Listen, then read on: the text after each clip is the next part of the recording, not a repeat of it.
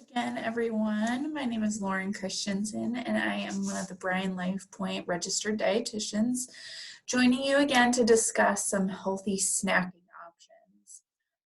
I've seen a lot of posts out there on social media referencing quarantine snacks, so just thought I'd focus in on this a bit further today.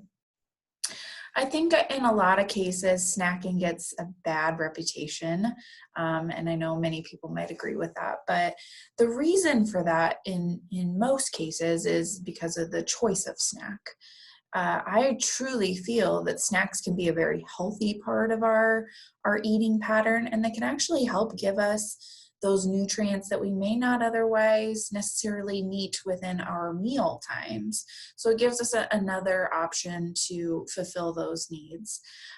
In most cases, an afternoon snack can be a really great addition, and is really appropriate for a lot of people since there tends to be a longer time frame between that lunch and supper meal. So having a nutritious afternoon snack can prevent you from getting overly hungry and then compensating by overdoing in terms of portion sizes and calories at your evening meal.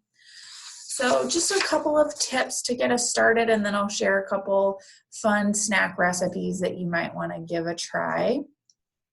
A lot of this same information I've already shared or alluded to within some of my other videos, but it's still really applicable in this circumstance as well too. So first and foremost, plan ahead. Make sure that you're including healthy snack options within your grocery planning and grocery shopping tips or trips, I guess. If you don't have those items in your cart, then you're not going to have access to them when you may be needing a snack. So make sure that you map that out as well. Emphasize items, those healthier snack items, by placing them at eye level within either your pantry or your refrigerator. You tend to be 30% more likely to opt for the first thing you see. So if those things are on the lower shelf or in the far back, we may bypass those and opt for something that may not be as nutritionally dense or as balanced for us at that point. Snack mindfully. So again, this is referencing that mindful eating video that I shared recently. And this is just really trying to get people to understand where that hunger is coming from. So is it a true hunger that does warrant adding in a snack? Or is it, I'm bored, the kitchen's right there, I'll kind of walk past and see what I can find, or maybe you're stressed or just out of your routine. So first and foremost, trying to structure those meal times as they would be in normal situations as well. But then make sure that you are portioning out things appropriately if it is true hunger, and maybe eliminating distractions while you're enjoying that snack. If you have it portioned out on a plate and you can stick to that, that's ideal. But also, kind of cluing into where you are on that hunger scale or that fullness scale once you finish up with that snack. If you decide that it is a hunger that is more out of boredom or stress, the idea there would be to try to find a distraction for 15 minutes, something that may be a more helpful or more appropriate outlet for you other than opting for a snack at that point. With snacks, I think we also want people to really focus in on a balance of protein and complex carbohydrates. So you probably have heard, oh, you should use fruits and vegetables as your snacks more often than not. And this is true because they provide us with some of those complex carbohydrates, that fiber, but we also need to pair a protein source with that. That'll help keep us feeling fuller longer, and again, allow us to get to our next meal and start that meal being at a satisfied place and not overly starving at that point. So some examples of what this combination of protein and complex carbs might look like would be something like fruit and nuts. So maybe some grapes and some nuts, or berries and nuts. Maybe you do fruit and cheese. So again, oranges and a little bit of hard cheese alongside of that. Maybe it's an apple and peanut butter. One of my favorites is cottage cheese and fruit. Or a plain Greek yogurt, and add in your own fruit, maybe add a little bit of nuts to get some different textures in there.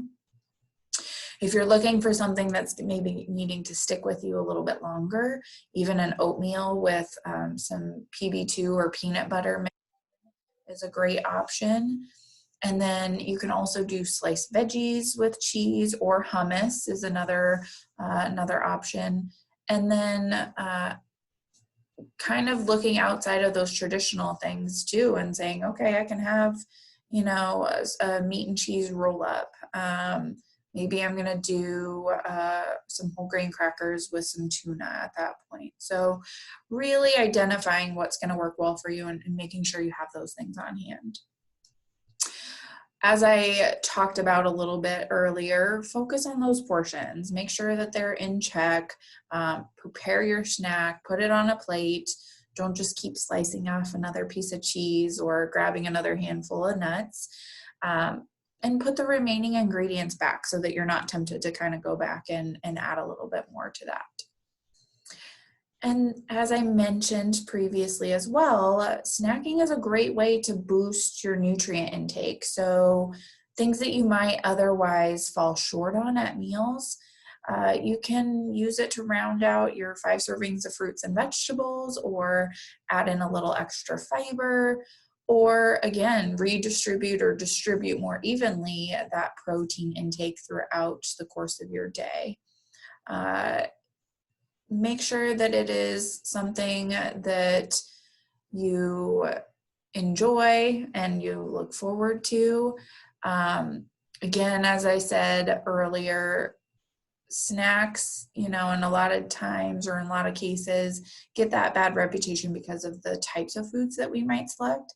So this isn't to say that you can't ever enjoy something like ice cream, but make sure with that you're doing it in a more moderate way. So not every day sort of situation, but you're really cognizant of the portion control with those two, and trying to, again, focus on how can we round out what we might not otherwise be able to meet through those meal times.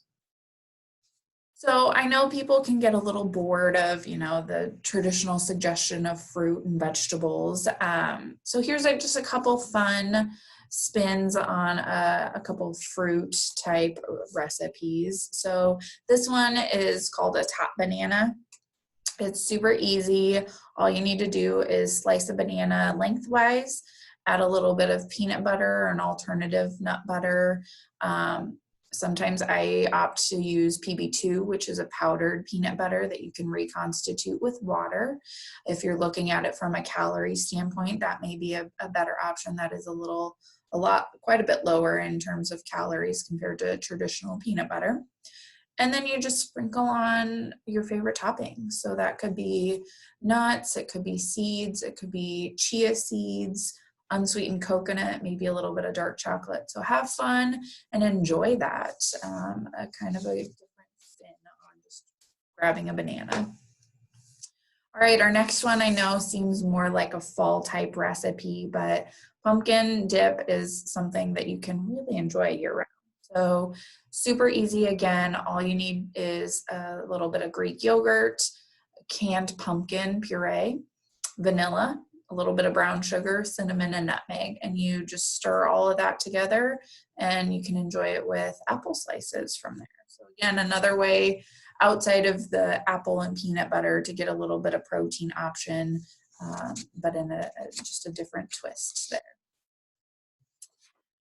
And then the last one that I'll share with you is super versatile. You could really use a lot of different ingredients with this. There's tons of different recipes out there that you can get creative with. So if something doesn't necessarily meet what you enjoy, you can swap it out. This is honestly a go-to in my household. My kids love this, have offered to taste test it multiple times, and my husband also enjoys it. And it's just one of those quick things that we can keep a batch of them in the freezer, pop out what we might need for the day, and go from there. So this one will also use a banana. A lot of times if our bananas are kind of getting to the point of no return, we'll pop them in the freezer and then take them out and use them for something like this. So let that thaw, or if you're using something that is already just very ripe, you want to just mash up that banana with a fork, mix in a nut butter. Again, here you could use like a half and half, so half regular butter, half PB2 if you're looking to lower that calorie intake. Mix in the nut butter and some vanilla, and then add in your oats, your flaxseed, your walnuts, or a different type of nut, and then some dried cranberries, and combine well. At my house, we have just this little muffin scoop that works really well for these. And every time that I've been able to do it, I've always come out with 14 of these. So that's what the nutrition information is based on below. But you just use that muffin scoop to get your balls formed, and then you can pop it in the refrigerator, let it chill for a little bit. That does tend to have a useful piece in it in terms of texture and just taste as well too. Or you can enjoy them right away at the beginning. So these energy bites are a great way, again, to just get a little something fun in there, something that is maybe outside of the traditional. Another thing that I often share with this, and this will change the nutrition information for, is you can add some protein powder if you really want to kick up the protein content in this, and make it something that is a little bit more satisfying or satiating for you. So with that, hopefully you found this helpful, but if you do have further questions, feel free to reach out to me at the email listed below. That is lauren.christensen@bryanhealth.org. And remember, every time you eat is an opportunity to nourish your body, and that includes snacks. So until next time, thanks for watching, and stay well, friends. Bye-bye.